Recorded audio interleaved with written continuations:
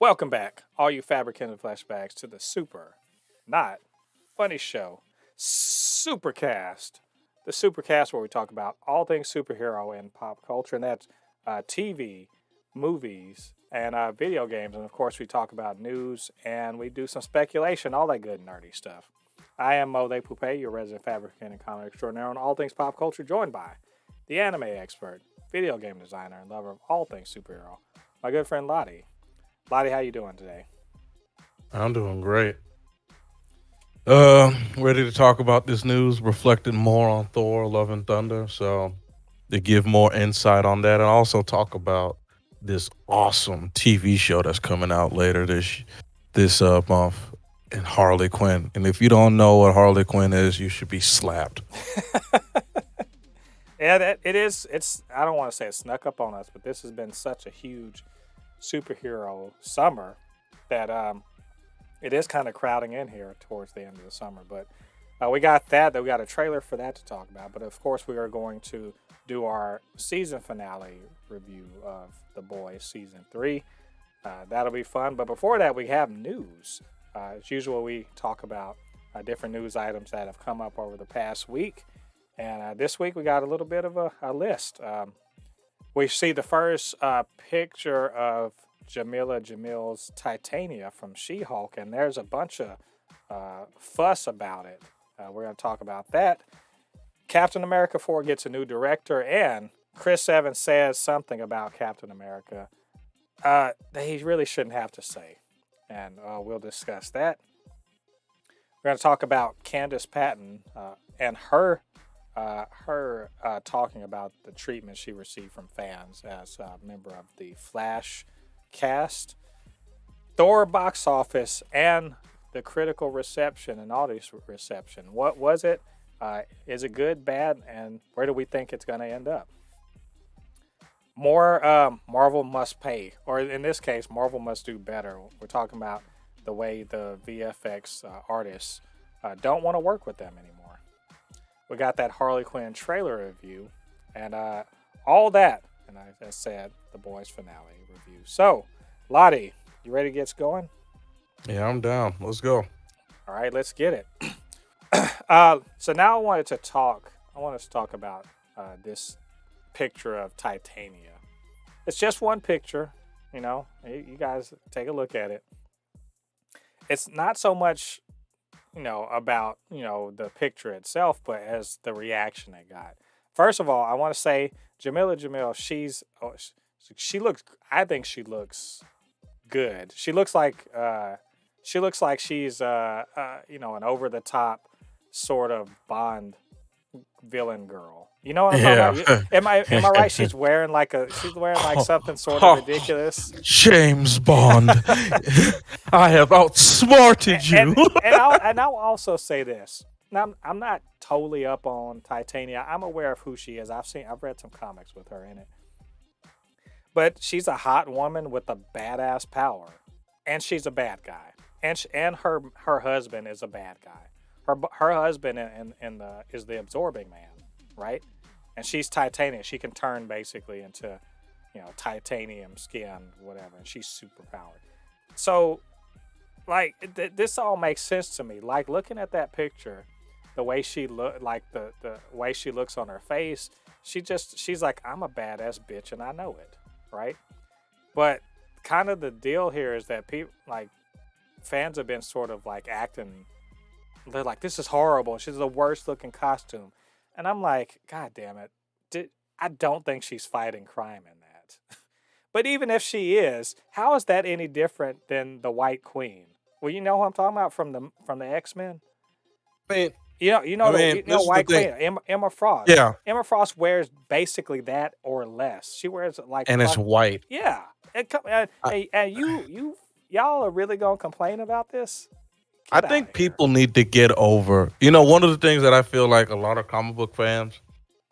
these comic book fans that are watching the MCU now, I call them the new age nerds that are they see comic books. This is in the anime community too. They see comic books or manga and they want to become purists all of a sudden. They're like, no, their costume needs to look exactly like that. I'm like, no, it'll look fucking stupid.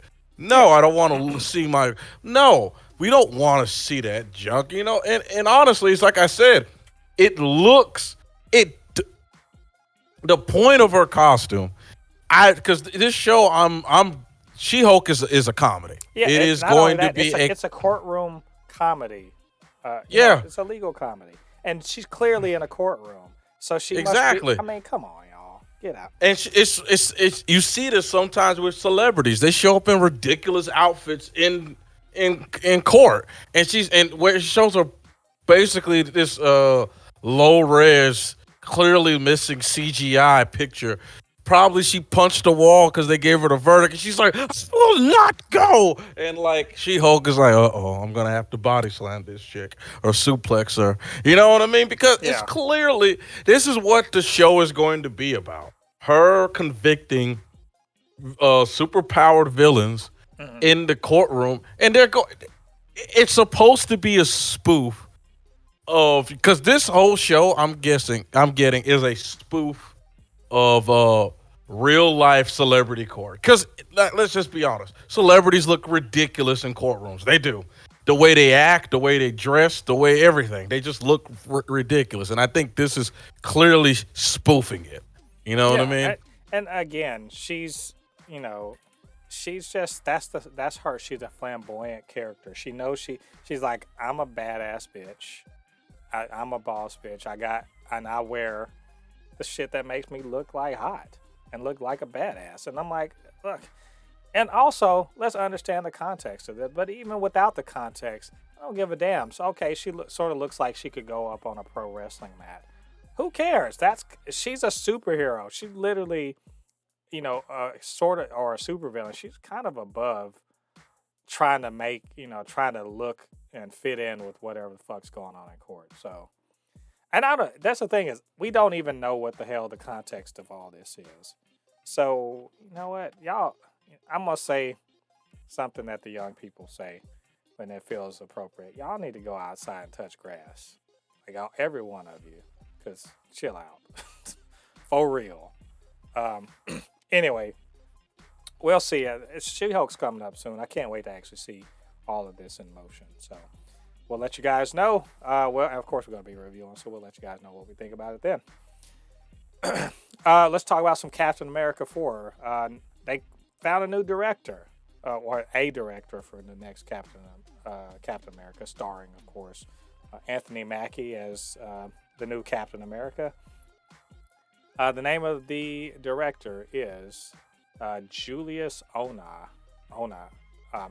Don't know this guy. Apparently, he's directed something that people think kind of sucks, which is the Cloverfield Paradox that came out on Netflix. God, 4 or 5 years ago, something like that. And he's directed some other stuff that people think is good. I have no thought about him either way. I'm like, okay, well, at least if Kevin Feige, generally speaking, I think if Kevin Feige says someone can direct something, he's probably got a good idea about it, right? Where has he been?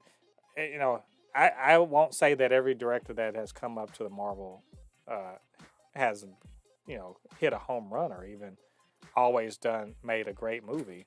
But generally speaking, Kevin Feige knows what he's talking about, so I'm fine with it. Ladi? I mean, this is like it's in its infant stage, you know. I mean, I'm not going to. We'll see how the movie goes. You know, it's been a while since we've had a Captain America movie. It's going on 6 years now. So we'll see how this movie turns out. I'm hoping that it's more of Winter Soldier instead of Civil War. It's more of a movie, and I'm also hoping that this movie is more of they go to different places. Like I actually want to see this Captain America movie Anthony Mackie's Captain America goes to different countries, not just staying in America. You'll Mhm. see him in London, you'll see him in Africa, or, he's going around different places, coming around different sources. That's what I want to see, you know? Yeah, yeah. But we'll see. I'm glad they're just moving forward. But they already committed to doing this, so it's good to see some forward movement. Um, Staying on with Captain America. So, Lottie, I don't know if you've heard this, but Sam Wilson is Captain America. That Yeah. is this a so apparently this is a controversial take. So I'm gonna roll this all into our weekly trash take of the week. But the trash take isn't from Chris Evans. Chris Evans is giving the good take. The trash take is all these bitch ass people. Let's call them what they are. Uh, some of them probably racist.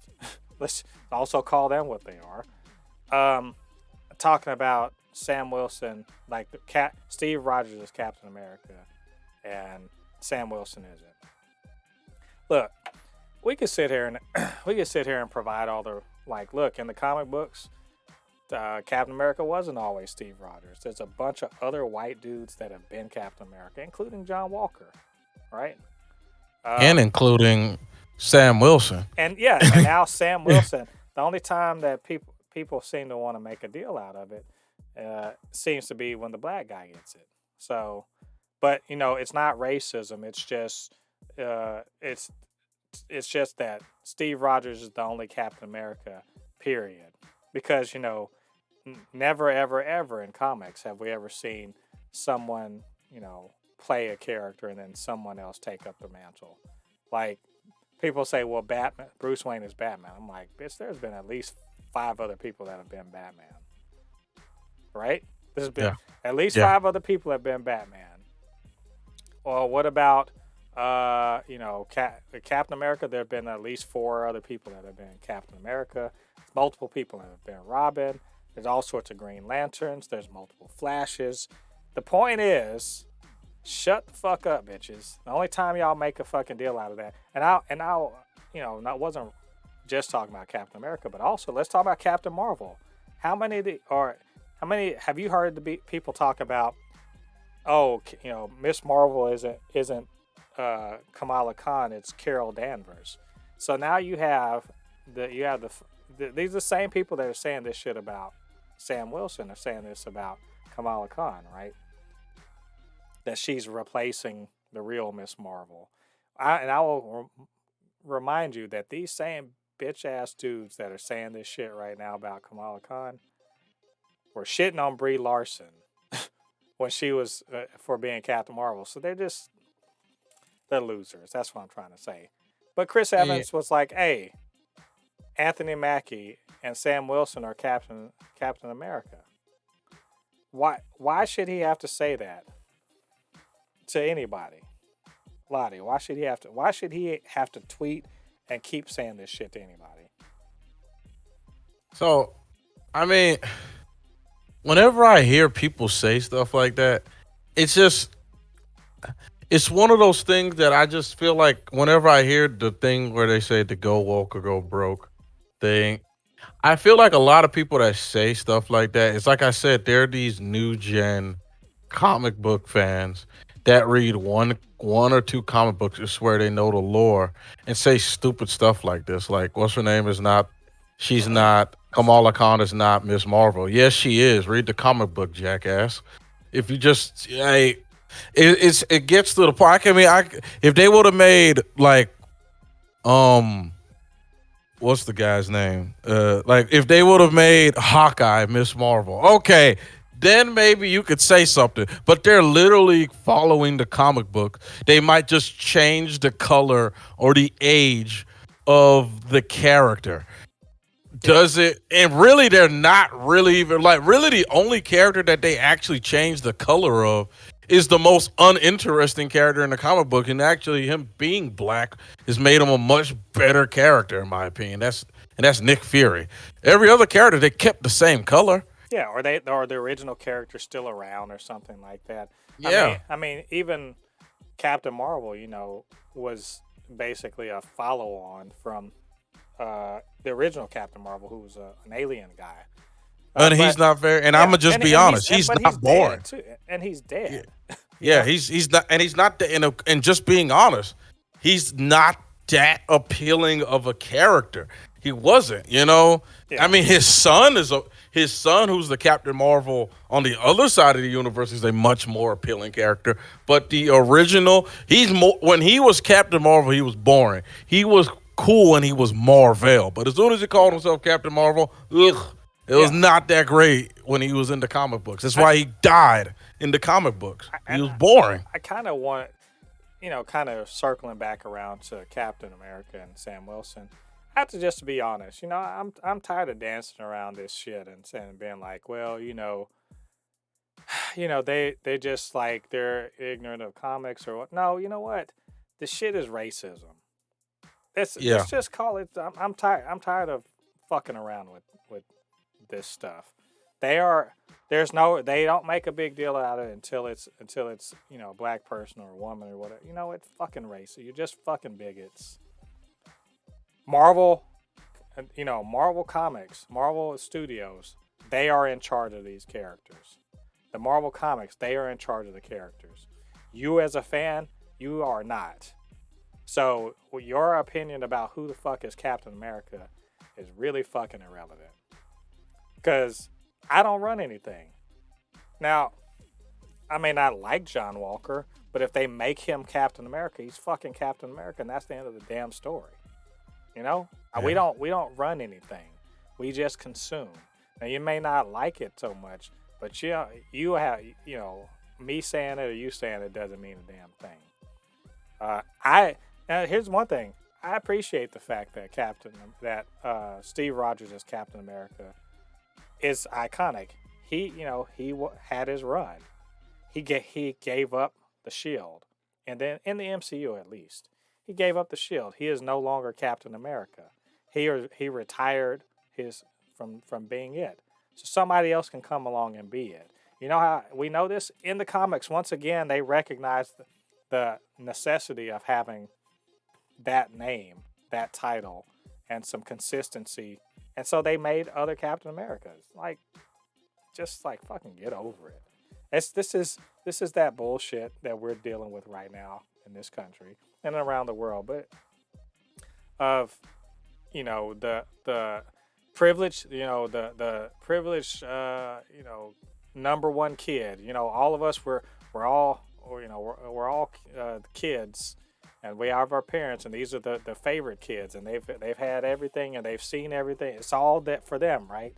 And they got to give up 5% of the shit that they used to get, and they're acting like the fucking world is ending. Yep. And that's why there's all this crying about that, because if these guys were real, they were real, men and women, and secure in themselves and not threatened by anything, and they don't feel like they should own every fucking thing. Him being Captain America, be like, okay, cool. They thumbs up and move on, because a black guy being a Captain America isn't a threat to their own their personal understanding and belief in their own, how good they are as a person. It's fucking pathetic is what it is. Yeah. Sam Wilson's Captain America, and if you disagree, you're just being a bitch about this. So all there is to it. And so we've belabored that point much. But good on Chris Evans. I knew I liked that guy for some reason. So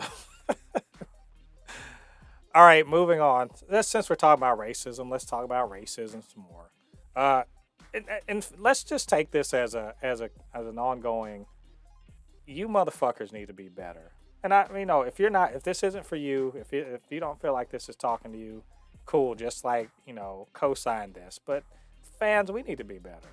And in particular, these fandom menace bitches need to be better, because this is about Candice Patton, who plays Iris West on the Flash TV show, which neither of us watch.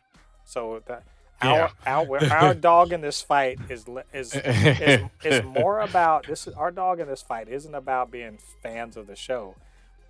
It's about being fans of just the genre in general and wanting fandom to be less shitty, right?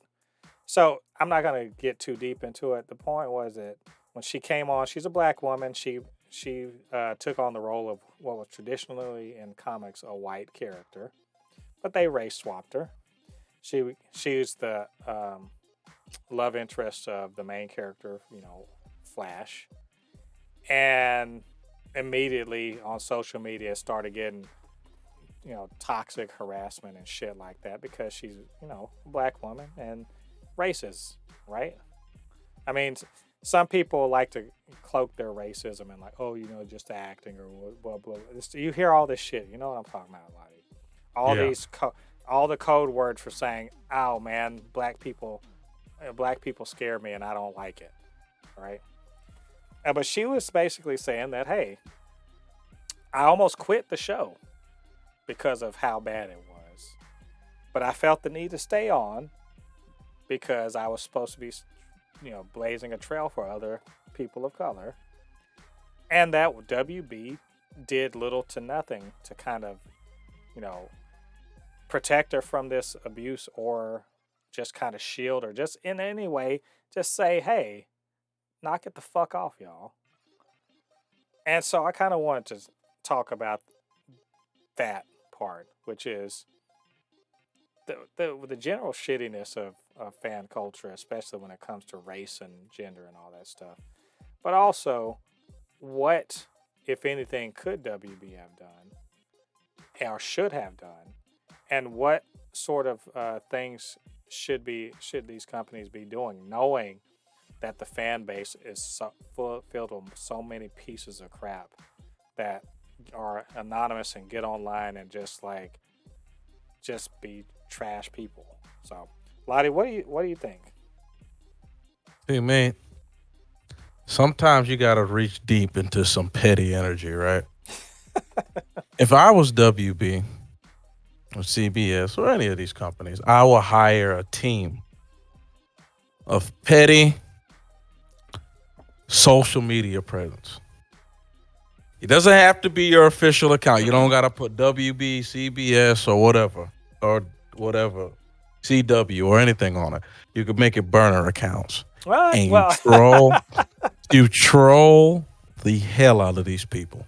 Sometimes that's what I will do. I will create these burner accounts and be like, as soon as this person says something racist or anything like that, pull up a tweet and burn them and just tweet them and add it. I'll say this: that's kind of hard though, because a lot of these are bots too. Oh, I know that. Oh yeah, I know that. But you can figure out who made the bot. But like I said, that's just joking. But in actual, real, I feel like sometimes these companies they have these visions where they hire these actors and actresses and all that stuff, and they just have them. They just do their job, not really understanding that behind the scenes that these actors and actresses go through stuff at the fan bases, and they see it because they can't say it. Especially women, LGBT, and people of color. As soon as because the white fan base, like a lot of especially the more conservative among them, don't feel like they should have to share the space, or if they do have to share the space, they definitely don't have to take a back seat. Or they certainly, they shouldn't have to, share the space or any of that stuff. That's what's going on. And even it's to the point now. We didn't talk about this before because it was Star Wars related, but this is relevant to what we're talking about. So during the Kenobi show, they were saying, there's a lot of shit given to Moses Ingram, who plays Reva, the third sister. She's a black woman. There's all this shit given to her, and a lot of it was racist and bullshit. And the Star Wars account was just like, hey, we don't, racism sucks. Don't be racist. That's not, we don't need that in fandom. And these bitch ass, notice I keep referring to these people as bitch ass because it's the sort of bitch assness that these losers are all about. They're like, oh, they're calling Star Wars fans racist now because because they don't like Reva. And like, how did you read? How this is hit dog hollering? You know, they didn't say that. They said don't be racist, and you took that to mean you're calling us racist. Probably because you're racist. Because if you got fucking heated about someone saying something simple as "don't be a racist," you're a racist, and you're just mad because somebody calling you on that. Like, seriously, Ladi, if someone says, "Hey, just don't be sexist," what's your response to that? Is your response, "Oh, that's a good idea. We shouldn't be sexist," or is it, "Hey, why are you calling me sexist?" I mean, come on, god damn, like, but that's the loser ass bitch moves that we get in fandom nowadays. That if we say, "Hey, that shit's racist," like stop being racist, they're like, "I should be able to be racist. Why are you calling me on this?" Because you fucking suck. That's why, man. And that's the shit that Candice Patton was going through. Just like, and WB was just like, just ignore it. I'm like, so she got to get off of social media or whatever because rando losers can anonymously bother her. Okay. And it was a different time, obviously. This is, near on 10 years ago. Nowadays, the celebrities, they know what's up. But still, like, what could WB have done? Seriously. I wonder, Ladi, what do you think they could have done or should have done? There's this thing called swatting. You can figure out these people's Gonna dox them. IP address and send the SWAT team after them. I mean, like, in real talk, sometimes you gotta. You want to just be like, I wish I could punch you through the internet. But sometimes I wish there was like a way that like their PC or their phone like had like you could just put your hand through the screen and just punch them, because you just wonder who are these people out here that are just so small and insignificant in their own like confidence that they have to pick on somebody through the internet. I just feel like it is, and I mean, and it's like I tell people this all the time. Whenever I see characters like this, when they race swap or they change the color of their person's girlfriend or boyfriend or whatever, I always say, how do you know that's how the person looked if they were doing this in today? Like, if Flash was born and if let's say the Flash was born in 2005 and he is now a teenager of 17. Are you confidently going to tell me his girlfriend is Caucasian? Can you confidently tell me that if he lives in a city like a major city, not like if he lives out in the boonies in Minnesota or something, or Montana, if he lives in like Miami, Los Angeles, New York, Philadelphia, are you confident telling me that the Flash girlfriend will still be Caucasian? You know what I mean? It's just, that's why I tell people, you guys got to be careful when you say stuff like that, because what do you mean? Just because his girlfriend was a white woman that was a comic book written in the damn 30s. Or, 50s, 60s, whatever. At a time, but I mean, even if it's, they race swap, whatever. To be quite honest, it's not as important as that people make it out to be. But even if you get caught up on all of that shit, that's no cause for you. Like, why are you wasting all your fucking energy being that person, shouting at somebody over the internet about that stuff? You know what? They auditioned for a role. They got it. They're playing the character that's on there, and you're pressed about the fact that they aren't white enough for you. Okay, well, fuck off, racists. And WB, to me, the most they could have done is just be more vocally like, fuck off, racists. that's the bitch assness coming from corporate. Now, Marvel and Star Wars, they're good about that now. They prep them ahead of time and they say straight out like, "Hey, fuck, go away if that's your problem. Don't be a fan of ours." But that's today. Back then they just kind of let it roll, because I tell you what, the white members of the cast didn't have this problem, and Yeah. so I think we have to recognize that fandom has a problem right now, and you know what? It's not the fandom's problem. Aren't people of color? People of color in the fandom are not the problem. It's these, incel ass, lame ass dudes, by and large guys, white dudes who are just like they're just mad, and they're mad and they're emboldened, and the only thing we can do is just be like, as just stand up and like, fuck off. You aren't the majority. You're the minority, and you're just screaming loud, and we can scream loud too. Yeah. But beyond that, what else can we do? So I don't know. All I can say is fuck y'all, you lame ass losers. And I'm gonna keep on being a keyboard warrior, and just saying fuck y'all. Why not? Doesn't hurt me. So either way, we'll move on. let's talk about let's talk about quickly about Thor: Love and Thunder's box office and critical reception. Thor: Love and Thunder's critical reception, real quickly. um, it is. I think it was at 69, 68, something like that, 70%. Rotten Tomatoes, so that means 7 out of 10 critics liked it. It had an audience score, I believe, our cinema score of 85%, which is the second lowest cinema score for any MCU property. And it grossed worldwide, I believe it was $302 million in the first weekend, 143 million in the US. And so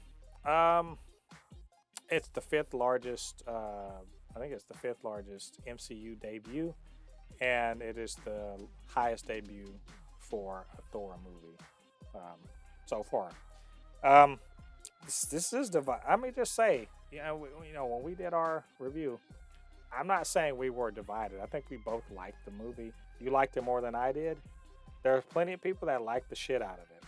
I have personally talked to somebody in my family today that hated the movie, that did not finish watching it, left the theater early, and I told him, I'm like, you should have stuck around for the ending because you probably would have liked it better if you had stayed for it. But whatever. It's kind of divided right now. So that begs the question, Lottie, where is this going to end up, box office wise? So Thor Ragnarok, I think, was 816, something like that. A little over 800, or maybe not 850, 800 something million dollars total for its box office. So where do you think that it's going to end up? And I, with an understanding that we have not seen the second weekend yet, so the second weekend is a little more of a good indication. But where do you think? spoiler alert, it's not hitting that. I'll tell you that right now. You don't think It's it's not going to hit hitting that. 800? No. I'm gonna tell you this. The reason why, it's because just like how you just said, the movie has mixed reviews. There's part of people like, the more and more I began to sit back and analyze the movie and sit back. I think one of the reasons why I really enjoyed the movie, because it's the first time I've been to the movie theaters in a while to watch a movie. So I was probably into that movie rush, being in the theater. So more and more I sat back and thought about it. I do agree that this movie is not in the same level of Ragnarok.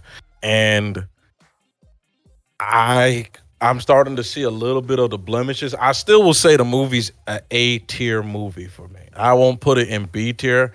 Like some people are trying to say some people are trying to say it's a D tier movie. There's some Nah. people that hate. Yeah, no. There's There's people that some people hate who this really movie. don't like this movie. Yeah, there's some people that hate this movie. Like they're like, and I can see why they didn't like it because, like me and you said, this movie did not have a single pop off moment, and that's what I told all of my friends because they're like, "Is there a part of this movie?" I was like, "No, this movie doesn't have a single pop off moment." I'm telling you guys right now, there's not a part in this movie that you go like, "Oh my god, that was badass." It was just like there's a lot of that's cool moments.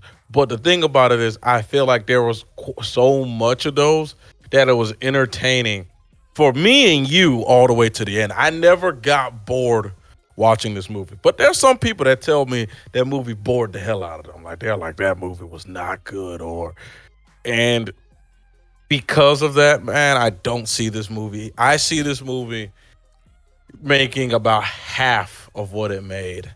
Oh man, yeah. I don't think so. I don't I think no. I'm not saying it's I think it's going to stop like around 700,000. so, Not I don't think 700 million. I don't think it's going to hit I think Ragnarok. I think it will. I would think it will pass 800. I think now I reserve the right to change my mind about that, pending this coming weekend's numbers. This coming weekend's numbers are going to actually tell me where it's going to land. Because you know, Marvel movies are front loaded. You need to really know what the second week drop off is going to be. If it drops off like 70%, I already know what time it is. If it drops off 70%, I think it's going to struggle to get 700 plus mil. If it drops off 60 something, it'll probably pass 800. So we're going to see. I think it goes over 800. I'm not sure if it's going to match Ragnarok. Yeah, I don't think it's going to match or pass Ragnarok. Because Ragnarok has such a resounding. I don't know anybody that did not like Ragnarok. Everyone tells me Ragnarok. Everyone is a resounding. Everyone says Ragnarok is a masterclass movie, and this movie it's better than Thor 1 and 2, which doesn't say much because the first two were not very good. But I will put this movie in A tier, and I will put it like at the bottom of A tier. You know what I mean? It's Right. not top A tier. It's like bottom A tier because I was never bored watching the movie. Right. You know, and I can't see this movie hitting 800. I just can't see it. Like right now, I just can't see it. Yeah. Like you said, maybe it. I see like it made 300. It made 300 million, right? I see this weekend it's probably gonna make like 150 million. I think this weekend is probably gonna be 150 million. Well, that wouldn't. I mean, honestly, a worldwide, second week drop of 50% is a win. I'm not straight up. A win at 50% is not normal. That's a good hold.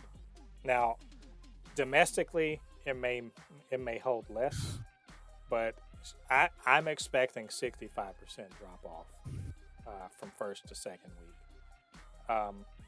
But we'll see. I mean, like I said, it was 143 million. So, And plus, there's really, if you think about it, there's really not much competition. What other movies? Nope, there isn't. Not much. Everything else that's coming out right now is small stuff. Yeah, there's really not much competition for a weekend get out movie. So Yeah. So and we're gonna see. I'm going to go see it again. Um, so if there are people that are going to be going to see it again, that'll help them. So we're gonna see. We're gonna see it next weekend on our next show. We'll definitely have something to say about it. So we'll let you guys know then. Speaking of Marvel, we're talking about a post. I didn't really read this. It's more so I kind of read the notes, Cliff's notes of it, but essentially an article on thegamer.com where it says that our VFX artists don't want to work for Marvel because of the kind of crunch they impose on them with all their last minute changes and so forth and so on, reiterations. Ladi, I mean, you do some of this stuff, not quite the same stuff, but video game stuff. But you know what I'm saying, like someone who's like, I got a character design, will you make this? And then they don't like it, they want you to redesign, and they keep going back, and then they're like, oh, change it back to this, and you're deep into the VFX cycle, and it feels very exploitative. We already know that VFX artists work hard as fuck, right? They Yeah. work them and video game, people that work in the video game industry work hard to put this stuff out. And so to kind of let me just say, to hear that Marvel is really kind of doing some shady bullshit with their VFX and like the things they require from their VFX artists, it's disheartening but not surprising to me. Oh. I just need Marvel to do better. Like these are expensive things. I understand. But it really fucking rubs me the wrong way that these people are being worked hard, so darn hard, working weekends and shit like that, working 80-hour weeks. And that's not okay. So Ladi, I know you have strong opinions about this. First, I want to get this out. You know what? This fire looks like shit. Again. Do it again. What? Thor's hair is not waving the way it's supposed to. Do it again. All right, well, Mickey, Mickey, we can do it. We're just gonna need you. We are gonna need an extra $10 million so we can cover the costs of having to redo this thing you already said that you were fine with. Oh shit! I'll give you $1 million. That's it. Well, we're gonna need 10. It's worth $10 million.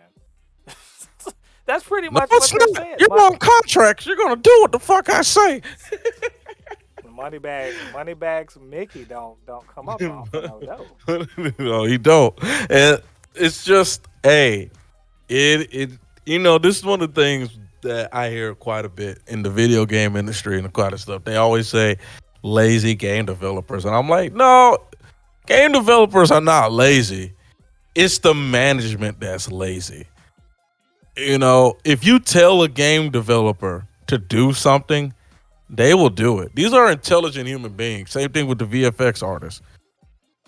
If you tell them to do something, they'll do it. But it's up to you as the manager to get what you want and convey it in a good way and constantly make checks. So when you don't show up and tell them to start all over when they finished. Yeah. They can be in the middle of it and start making changes. And that's the problem with a lot of this stuff. It's the middle management. And here's the thing that is just plain simple facts. What is the problem in today's day and age in the video game industry, the movie industry, and all these people and all these other industries where technology is becoming big in these industries? They keep hiring the same old people that don't know a fuck thing about technology. So they think it's just easy to redo when it's not. It's not like I can say cut and tell, hey, Chris Evans, do that run set again. No, I can't do that shit. And that's the problem with today's industry. This is why they should hire a lot of the times, but a lot of times they don't want to. And you see the companies that do well in tech, movie, gaming, and stuff, they do well because they hire people with technology backgrounds that also know this stuff. You know what I mean? Hiring a VFX artist who is somebody who's been doing this for years and make him run the team. Well, he understands, you know what I mean? And it's like, it's not just that. It's also sometimes they also don't understand how expensive this stuff can be as well. Well, the real problem, the main problem here seems to be that that Marvel itself is, it could be the directors or whatever. They order a certain number of VFX shots, right?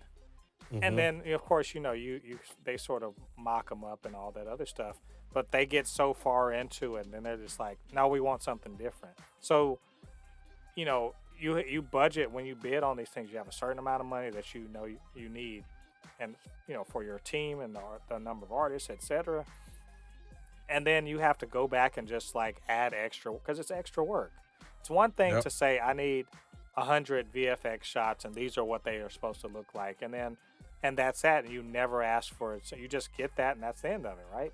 So quite another Yep. to have 100 VFX shots, and then say, oh well, that's I want them to be changed, and you change 50% or 75% of them. So all the work that's already been put into it has to, that you throw that out the water, out the door. You come back, and then you got to do all that work again. That's the Yep. bullshit. Um, Yeah. and the contract is a contract, so you pay whatever you pay that set amount. You get paid that set amount, but you still are having to pay for the extra work and the overtime and all that stuff. That's the bullshit, and it's not okay. Like this is a problem. I think you correctly point out this is a problem with modern game development and movie development, TV development. Is the ability to rapidly prototype has given the wrong impression to the people who aren't hands on with that technology, the directors and the story writers and you know all of that. They aren't hands on with it, and so to them it's just request a new VFX shot and you get it, right? As if it's like you're asking someone to draw a fucking picture, except that picture takes hundreds of man hours to make, right? Yep. And it's just nothing to them. It's an analogy being that if you go to a fine dining restaurant and you order this big expensive dish, and then you're just like, you know what, I've changed my mind, I don't really want that, give me something else. It's already on your table. They take it back, motherfuckers got to cook you a whole nother thing, right? And they're not Yep. charging you for that one, and you're looking at them like, I don't want to be charged for that thing I don't want. Well, you know what, bitch, somebody got to pay for that, right? Shit's crazy. I just want Marvel to do better. I love Marvel, but they keep, and I don't know if it's Disney or what, but that is not okay. That's exploitative, and it is not something we should be supporting. So, but how do we make our voices felt? I don't know. Um, Mm. it just makes me just disappointed, I guess. So I don't know. We'll keep an eye on this and see what more comes out of it. Will Marvel suffer for this apparent bad practice? We will see. Wow, we're running long, but you know what? We're gonna keep it moving. The Harley Quinn trailer. Harley Quinn, the official trailer. We watched the teaser before. Now we watched the official trailer, and we're gonna do a quick trailer review. Harley Quinn season 3 basically looks like it's gonna win everything. It's gonna win the entire internet. And you know what time it is because Harley's like, "Hey, ladies and gentlemen, theys and gays," and I was like, you know what?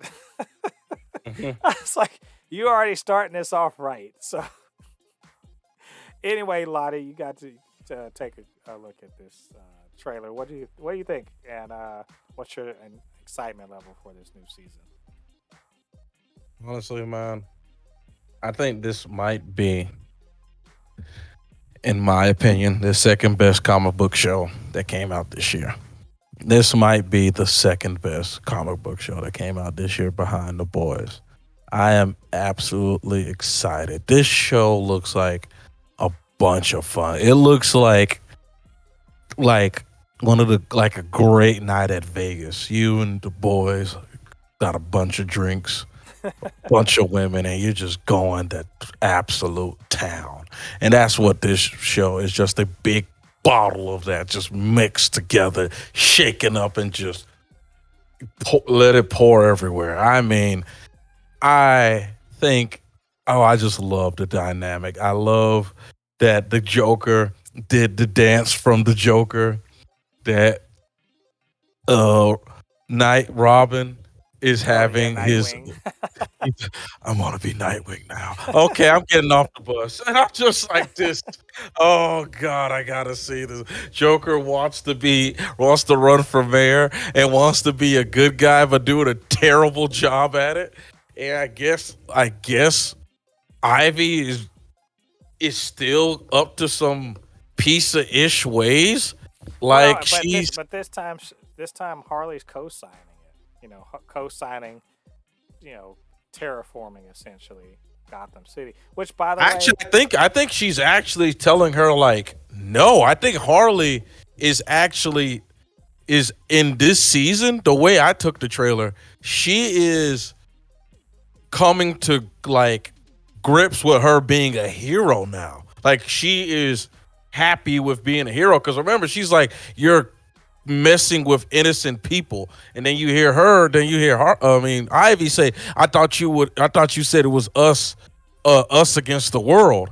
You know what I mean? I'm thinking that what's her name is now going like, oh, I thought you were trying to make this a paradise. I didn't think you're going to turn this into like an evil lair. You know what I mean? I really think Harley in this season is wants to be a hero now. I think she's no longer wants to be a villain.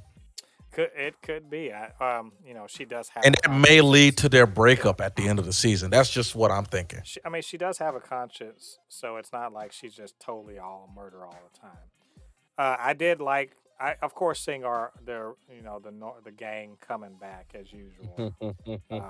We know that James Gunn's going to be in this at some point, and that would be fun.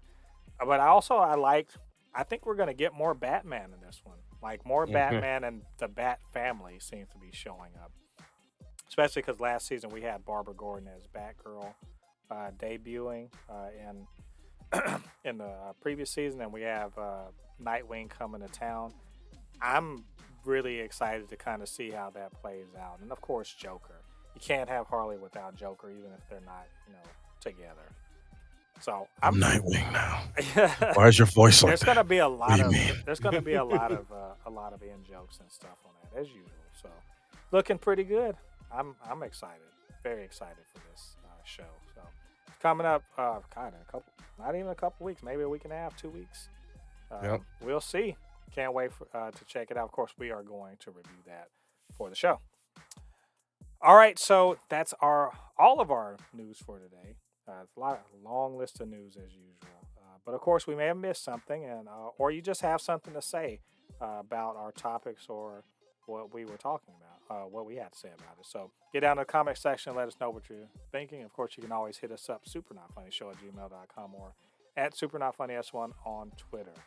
And we can chop it up, talk about all of that good stuff. So it's time for the main event. Sad to say, the final time we're going to talk about The Boys Season 3. I think it's fair to say this has been a triumph of a season of TV.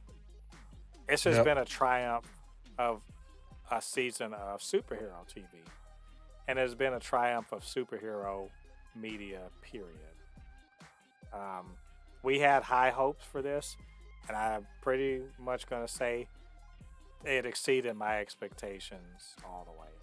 So that's for the overall thing. But let's talk about this final episode real quick before we talk about our final thoughts on the whole season. Ladi, at the end of the last episode, Soldier Boy tells Homelander, "You're my boy, Blue," right?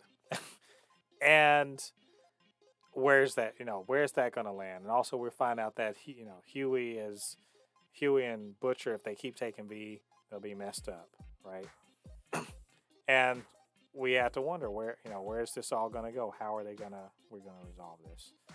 And so Ladi, we saw the ending, the explosive ending. And what did you think about this episode? If there was a gift that I can show of a volcano, not just erupting, I'm talking about exploding, like a massive eruption of just absolute hypeness. It's not lava, it's hypeness. And the volcano is on top of my head.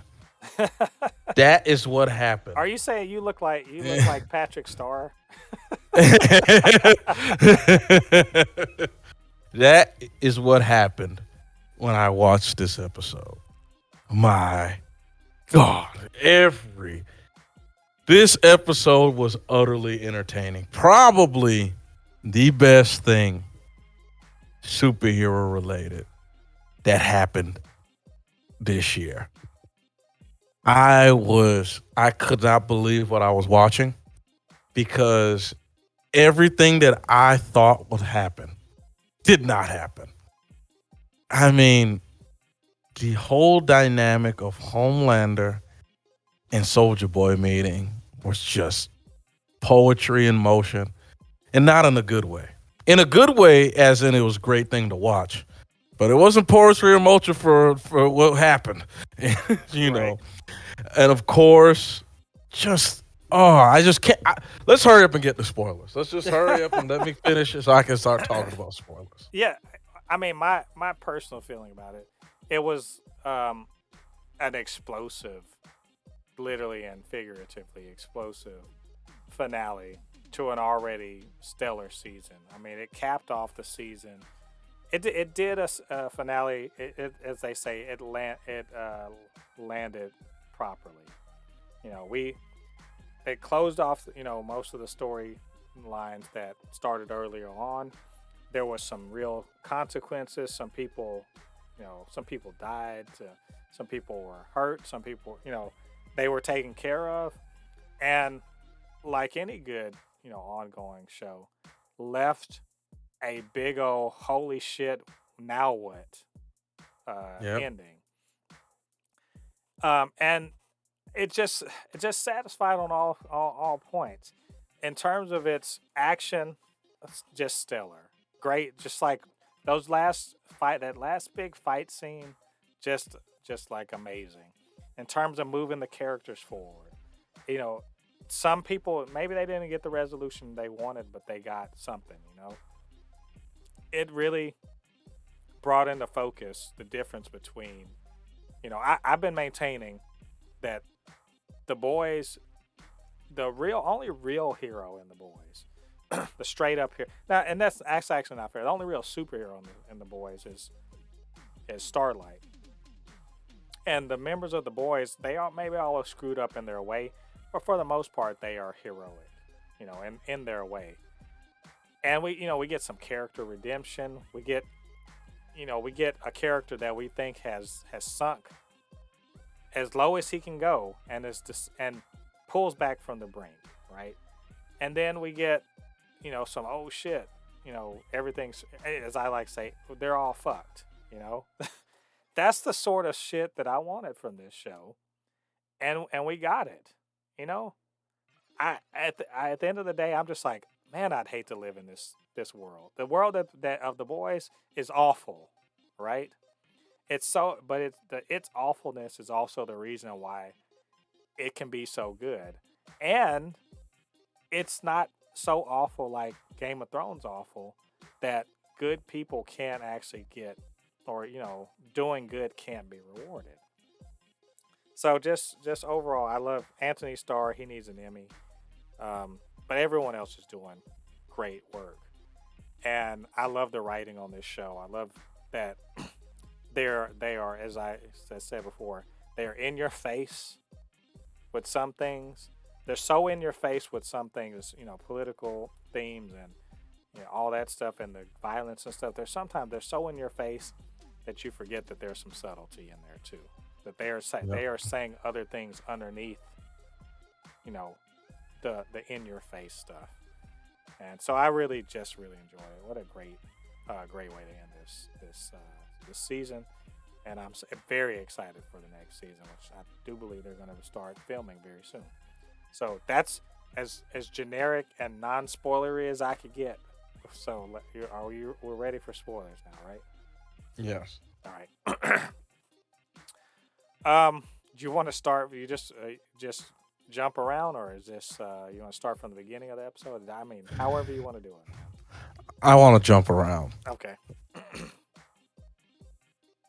The way Homelander looked, where Soldier Boy said you were a fucking disappointment. Homelander. Now I want to note also that he is not the first person that said that to him. Yes. Well, I mean, obviously, And Start. it's not the first time he was said that this season. Yeah, no, but Stan Edgar said something said it very similarly, but the fact that the father figure, said it to him was just devastating. I'm talking about just devastating.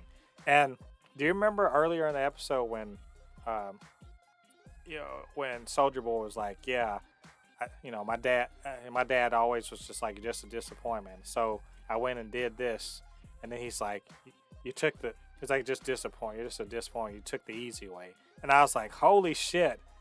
And he turns around and does the same thing to his son.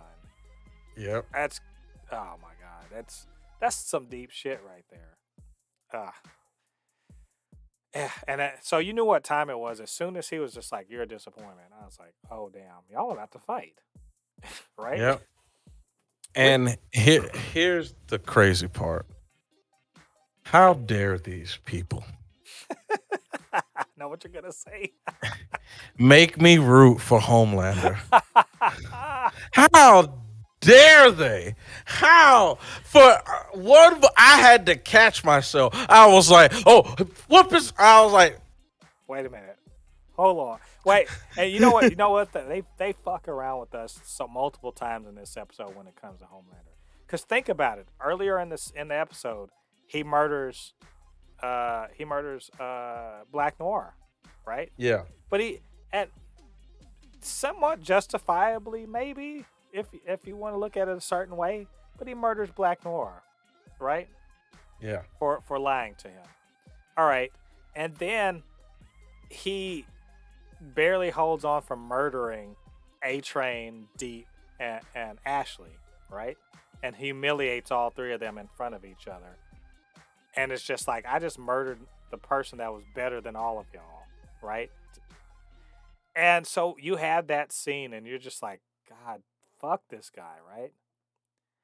And then they got the scene with Soldier Boy and he's just like, "You're a disappointment," and they fight. And he literally, and he goes and gets Ryan earlier in the episode. And by the way, what a bitch ass little kid. Fuck that kid. Like I've wanted to care about that, but I've been like, "You're an annoying little yeah. kid." Okay, and I'm gonna say this, The whole and season, I'm gonna I've been say like, this. "Fuck that kid." Yeah, and I'm gonna say this towards the end. At the end of the thing, and a lot of people are like thinking that I'm overthinking this. He's about to become a fucking terrible human being, like terrible, because it's like we talk about this. I was just talking about this with my friend. Homelander kills, but he doesn't get off on killing people. He gets off in the enjoyment. He kills out of anger and just being a loose cannon. I think his son is about to become a sadistic. Because after he saw that guy get killed, Yeah. he smiled. And then let's talk about Yeah, this. fuck that kid. but but real quick, let me just finish that thought. Yeah. The whole part where you were saying, well, they make you root for Homelander. It's that it's as shitty as he is, and he's fucking awful. As shitty as he is, he stopped worrying about the fight because of Ryan, right? Yeah. He cares about Ryan. He runs to Ryan. He tries to protect him. He'd rather get beat up than that. And to the point where Butcher's like, "I care about Ryan too, so I guess we're turning on fucking Soldier Boy," right? Yeah. That's fucking crazy. Now, I was so fucking torn in that scene because I was like, yeah, but the only, he was about to do that toward the end. He was about to do the big, depowering thing that he does, and Ryan, and it was going to hit Ryan, and he was just like, he was willing to shield him, and all I could think was, oh well, that kid. Well, too bad about that kid because Homelander really needs to fucking go. But that's not the way they went with it, and Maeve. By the way, who was fucking badass. She was She whooping. Yeah. She was whooping on Homelander. Well, she stood in the pocket a lot longer than I thought she would. I thought he was gonna rip. I think he was distracted. Otherwise, he could have ripped her apart. But she saves them, and I'm just like, I don't think that was the right move. But but I just recognize like he's not completely inhuman. Well, maybe he is, but when it comes to people with superpowers, he sees them as sort of equals. Um, and it was, I was like, yeah, I was rooting for him, but also I was like, fuck, no, kill, just hit both of them. That's probably the better thing to do. And here we are, right? But you want to Yeah. talk about that? First of all, I know you're about to talk about the scene where Homelander, does the thing. I just want to say fuck Todd. So go ahead. Yeah, But go he ahead. is a I was just gonna say that too. I'm just like, this woman is just dating an absolute. She married the guy. Oh, she married. So she is. I'm just happy that the daughter recognizes who her real father is. Just thank God, because this dude he's about to, like, the next season. And I think this is what's going to cause the wife, the ex-wife, and Todd to divorce, because I think he's gonna be wanting to like suck Homelander's dick. You know what I mean? And next season, and it's just she's probably gonna be like, "No, we got to stop this." And I'm telling you, Maurice. Ryan, ooh boy, he's about to be what was that movie with that little kid with Superman powers? He's about to become that. Was Brightburn. Yeah, he's about to become Brightburn. He's about, and I think And he's gonna Homelander. be enabled. He's gonna be enabled and cheered on by bitch ass people like Todd. Like, But I mean, and let's be clear. We know. Let y'all know that's straight up MAGA Proud Boys. Straight. That's that. yeah, Let's be clear. That's what they're talking about. And that's and Homelander's Trump shooting somebody, in front of a crowd of people and not going to jail for it. So we can be clear about that. yep.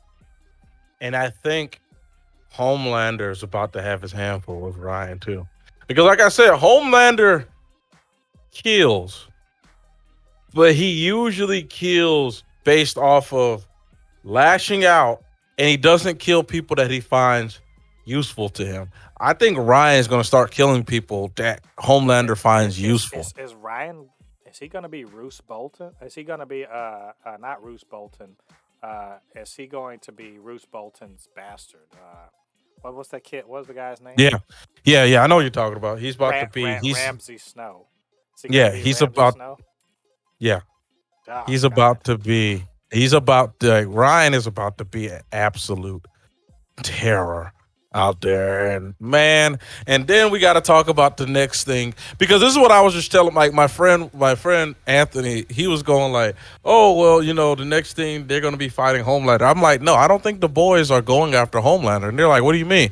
Homelander got what he wants.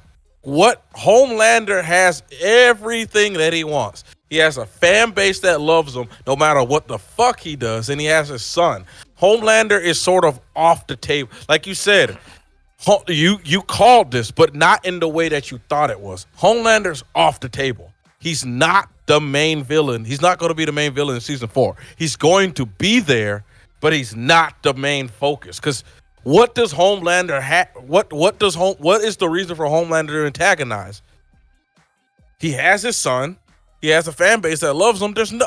He literally's gotten everything he wants. He's got the perfect ending. The only thing else he will want is to be president, or I think he wants to be the God King of the world. But I think he's also seen by running vault. He's like, that's boring, and I don't fucking like it.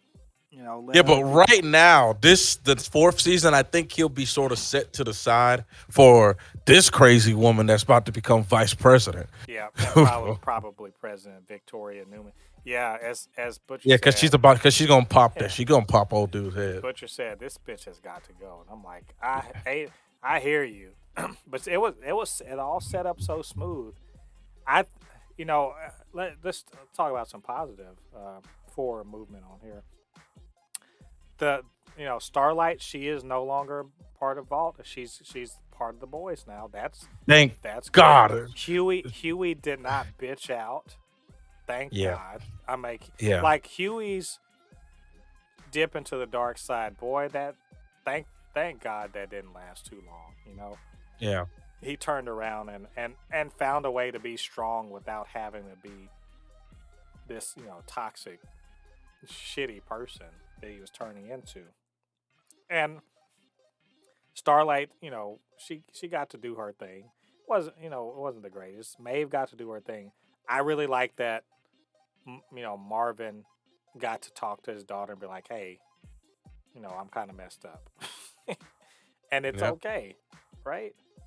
And then of course Frenchie and Kamiko are back there. They're the dynamic duo, and I just kind of love that. And they are fucked, man. I'm not kidding. They're fucked. Like the best they can do is go after Victoria Newman because right now, what the hell do they have against Homelander? Oh, and we ain't even said anything about Butcher having 18 months to live. I mean, what do they do? What do you think? Do you really think they're going to kill off the character Butcher? I think that they put a timeline on him now.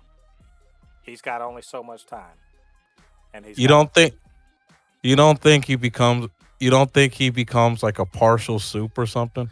No, I mean that would be that to me. This is excellent.